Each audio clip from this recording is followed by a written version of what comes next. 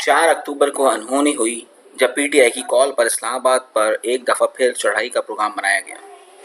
یہاں تک تو ٹھیک تھا کہ یہ پی ٹی آئی کا جمہوری حق ہے کہ وہ احتجاج کرے، لیکن جس بات نے سب کو پریشان کیا اور اس کی ابھی تک پی ٹی آئی ورکرز کو بھی سمجھ نہیں آ رہی، وہ یہ ہے کہ آخر ورکرز کو اس آگ میں دھکیل کر پارٹی لیڈرز کہاں غائب ہو گئے۔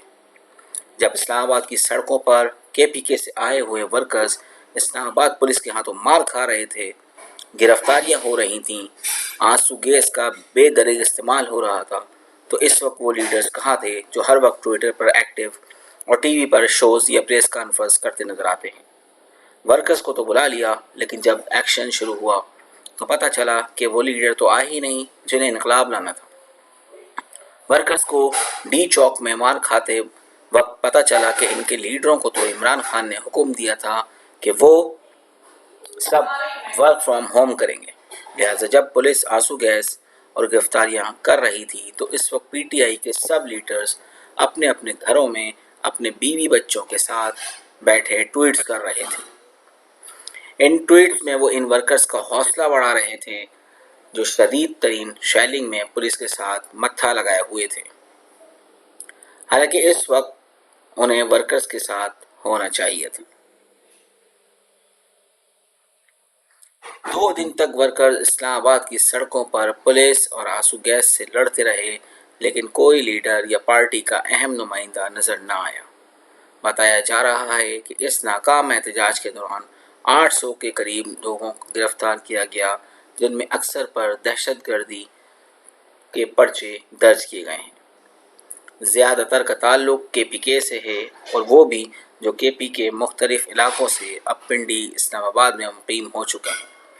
یہ بھی پتہ چلا کہ جو نوجوان گرفتار ہوئے وہ پنڈی اور اسلام آباد میں دن بھر مزدوری کرتے ہیں، اور جب پی ٹی آئی کو ضرورت پڑتی ہے تو یہ آگے آگے ہوتے ہیں۔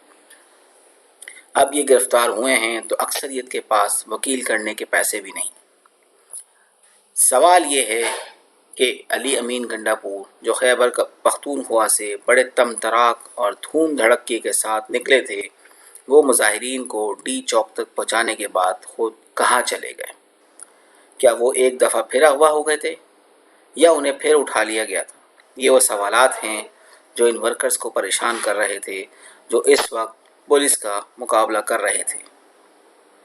ان تمام باتوں اور سوالات کا ایک ہی جواب ہو سکتا ہے کہ یہ سب کچھ پلاننگ کا حصہ تھا۔ اس دفعہ جو پلاننگ کی گئی تھی وہ 9 مئی سے مختلف تھی۔ 9 مئی سے پہلے تو سب کو ٹارگٹس دیے گئے تھے کہ عمران خان کی گرفتاری کی صورت میں کس نے کیا کرنا ہے۔ ان کی آڈیو ٹیپس تک سامنے آ گئیں اور ان کے خلاف کارروائی ہوئی۔ اس دفعہ بنگلہ دیش میں ہونے والے ہنگاموں کی طرز پر منصوبہ بندی کی گئی تھی۔ عمران خان بہت پرجوش تھے کہ لوہا گرم ہے، عوام موجودہ حکومت سے تنگ ہیں، بنگلہ دیش ٹائپ عوامی احتجاج کی لہر پیدا کی جائے۔ علی امین گنڈاپور چونکہ وزیر اعلیٰ ہیں لہٰذا انہیں وفاقی حکومت نہیں روک سکے گی، وہ اپنے ساتھ تگڑا ہجوم لا کر ٹی چوک بٹھا دیں گے اور خود غائب ہو جائیں گے۔ اس دفعہ پالیسی نہیں ہوگی، کوئی پارٹی لیڈر اس ہجوم کے ساتھ لیڈ کرنے کے لیے نہیں ہوگا۔ اس ہجوم کا ہر فرد لیڈر ہوگا اور وہ خود موقع پر فیصلہ کرے گا کہ اس نے اگلا قدم کیا اٹھانا ہے۔ یہ شاید پہلا سیاسی احتجاج تھا جس میں ٹاپ لیڈرشپ کے بجائے ورکرز خود اپنے لیڈر تھے۔ انہیں کسی سے رہنمائی کی ضرورت نہیں تھی۔ مقصد یہ تھا کہ جب علی امین گنڈاپور غائب ہوں گے تو یہ افواہیں گردش کرنا شروع کر دیں گی کہ انہیں غائب کر دیا گیا ہے۔ اس پر ان کے ساتھ کے پی سے آیا ہوا ہجوم غصے میں آ کر توڑ پھوڑ شروع کر دے گا، لڑائی میں شدت آئے گی، پورا اسلام آباد ان احتجاج کرنے والوں کے کنٹرول میں ہوگا۔ اس وقت اسلام آباد میں ملائیشیا کے وزیر اعظم بھی ہوں گے، شنگھائی کانفرنس کے دعوت نامے بھی کنفرم ہو رہے ہوں گے، اور حکومت پر دباؤ ہوگا کہ ان مظاہرین کو کنٹرول کرنا چاہتی ہے تو جیل میں عمران خان سے رابطہ کرے۔ آپ نوٹ کریں کہ پی ٹی آئی کے کچھ لیڈرز ٹویٹس اور کلپس میں کہہ رہے تھے کہ اس احتجاج کو ختم کرنا کی کنجی اڈیالہ کے قیدی کے پاس، مطلب کہ ان سے رابطہ کریں۔ عمران خان کو پوری امید تھی کہ حالات خراب ہونے پر ان سے ویسے ہی ادارے رابطہ کریں گے جیسے اگست میں رابطہ کیا گیا تھا، اور صبح سویرے جیل کا گیٹ کھلوا کر ان کی ملاقات اعظم سواتی سے کرائی گئی تھی، اور خان صاحب کو کہا گیا تھا کہ وہ احتجاج کی کال واپس لیں، کیونکہ شہر میں پہلے ہی مذہبی جماعتوں کے لوگ داخل ہو چکے ہیں اور وہ کہیں دونوں دھڑوں کے درمیان اراکین کا تصادم نہ ہو جائے۔ خان مان تو گیا، لیکن اس کے بدلے 8 ستمبر کا جلسہ مانگا جو انہیں دے دیا گیا۔ عمران خان کو اس بارگین سے احساس ہوا کہ ان کے پاس ایسی عوامی قوت ہے جسے اگر وہ درست طریقے سے استعمال کریں تو وہ مرضی کی ڈیل لے کر باہر نکل سکتے ہیں۔ یوں بنگلہ دیش طرز پر یہ منصوبہ بنا کہ جیسے وہاں طالب علموں نے خود ہی تحریک چلائی جانے دیں، ویسے تحریک انصاف کے ورکرز بھی چلا سکتے ہیں۔ وہ بھی اسلام آباد کو میدان جنگ بنا کر مجبور کر سکتے ہیں کہ اگر اس ہجوم کو قابو کرنا ہے تو عمران خان کے پاس جانا ہوگا۔ عمران خان یقیناً 2 روز تک انتظار کر رہے ہوں گے کہ کب جیل کا گیٹ کھلتا ہے اور ان کی پارٹی کے لیڈر اداروں کے نمائندوں کے ساتھ ان سے ملاقات کر کے شنگھائی کانفرنس سے پہلے شہر کے حالات ٹھیک کرنے کی درخواست کرتے ہیں، اور اس کے بدلے وہ اپنی شرائط پیش کریں گے۔ یقیناً وہ سخت مایوس ہوئے ہوں گے کہ ان کا پلان کامیاب نہیں ہوا۔ الٹا پی ٹی آئی کے ورکرز نے اپنے لیڈروں سے پہلی دفعہ دھوکہ کھایا۔ ورکرز اس بات کو ہضم نہیں کر پا رہے کہ انہیں اکیلے کیوں پولیس کے ہاتھوں میں دے دیا گیا تھا۔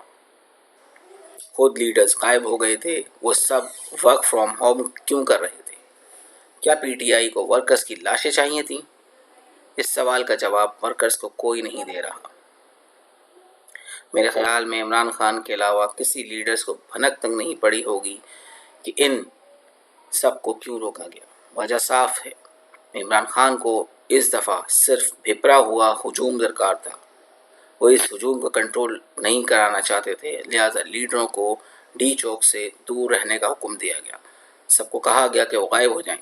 اس دفعہ ہجوم کو اسلام آباد شہر کا کنٹرول سنبھالنے دیں، لیکن ہجوم خلاف توقع آنسو گیس اور گنڈاپور کے غائب ہونے کی خبروں سے غصے میں آنے کے بجائے الٹا حیران اور پریشان ہوا۔ ہجوم میں لوگ اتنے نہیں تھے جتنی خان کو امید تھی۔ جو لوگ یہ سمجھنا چاہتے ہیں کہ جب ہجوم بکھرا ہوا ہو تو کیا قیامت ڈھاتا ہے، تو وہ کسی وقت شیکسپیئر کے جولیس کی سیزر کی لاش پر کی گئی تقریر اور ڈرامے میں مارک اینٹونی کے بعد رومن ہجوم کو دیکھ لے، جس نے جذبات میں پورے شہر کو آگ لگانا شروع کر دی تھی۔ شاید خان کے ذہن میں بھی اس سے ملتا جلتا منصوبہ تھا، اس لیے پارٹی لیڈروں کو گھر بٹھا دیا گیا۔ حالات بگڑنے پر خان کو امید تھی کہ جیل میں ان سے پہلے کی طرح رابطہ ہوگا اور وہ اپنی شرائط پر بکھرے ورکرز کو کنٹرول کریں گے۔